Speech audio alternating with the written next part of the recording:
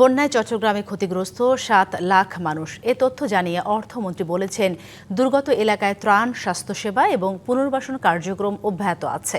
ক্ষতিগ্রস্ত সবাইকে যথাযথভাবে পুনর্বাসন না করা পর্যন্ত তা চলবে। আর স্বরাষ্ট্রমন্ত্রী জানিয়েছেন, ক্ষয়ক্ষতি নিরূপণে জরিপ চলছে, সহায়তা পাবেন সবাই। টানা বর্ষণ ও পাহাড়ি ঢলে সম্প্রতি বন্যা পরিস্থিতি তৈরি হয় চট্টগ্রাম ও সিলেট অঞ্চলে। পানিবন্দী হয়ে পড়েন কয়েক লাখ মানুষ। এসব অঞ্চল থেকে পানি নামার সঙ্গে সঙ্গে বেরিয়ে আসছে ব্যাপক ক্ষয়ক্ষতির চিত্র। ঘুরে দাঁড়ানোর চেষ্টায় দুর্গতরা।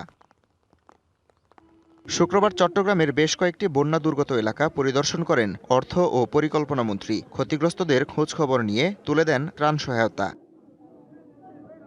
বন্যায় চট্টগ্রামের ৭ লাখ মানুষ ক্ষতিগ্রস্ত হয়েছে জানিয়ে পুনর্বাসন কার্যক্রমে জোর দেন অর্থমন্ত্রী। প্রায় ৭ লাখের উপরে মানুষ পানিবন্দী চট্টগ্রাম ডিস্ট্রিক্টের মধ্যে ৭৫,০০০ পরিবারকে শুকনা চাল, ডাল ইত্যাদি দেওয়া হয়েছে। যাদের বীজ দরকার, সার দরকার ইত্যাদি ইত্যাদি যা প্রয়োজনীয় পুনর্বাসন কাজ এরপরে শুরু হয়ে যাবে। কোনো রোগ, কোনো সংক্রামক কোনো কিছু দেখা দিলে তার জন্য সরকার সম্পূর্ণভাবে প্রস্তুত আছে। চন্দনাইশ ২০০০ এলাকায় বন্যায় ক্ষতিগ্রস্ত ফসলি জমি পরিদর্শন করেন কৃষিমন্ত্রী। জানান, কৃষি ও মৎস্য খাতে ক্ষতিগ্রস্তদের তালিকা করে ক্ষতিপূরণ দেয়া হবে। আমাদের কৃষি অফিসার আছে, ওনারা ডাটা সংগ্রহ করছে।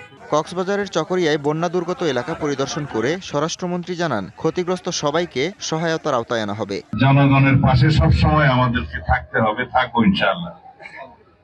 আমরা দুর্যোগ মোকাবিলা করার জন্য আমাদের সমস্ত প্রস্তুতি আছে। বন্যা দুর্গত এলাকায়, বন্যা পীড়িত এলাকায় অসহায় মানুষদের পাশে যাতে আমরা আমাদের সাধ্যমতো সহযোগিতা নিয়ে উপস্থিত থাকতে পারি। পরে বন্যা দুর্গতদের মাঝে ত্রাণ সহায়তা বিতরণ করেন স্বরাষ্ট্রমন্ত্রী। Habibur Rahman, DBC news desk.